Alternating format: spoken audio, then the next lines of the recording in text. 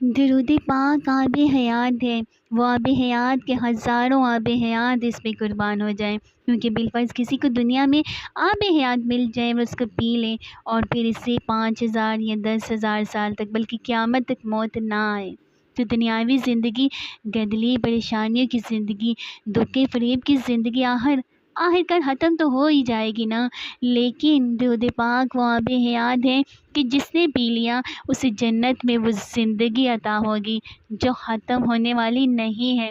مثلاً 1,000 لاکھ کروڑ کھرب سنکھا تک کے گنتیاں ہی ختم ہو جائیں گی، پر وہ ابدی زندگی ختم ہونے والی نہیں ہے۔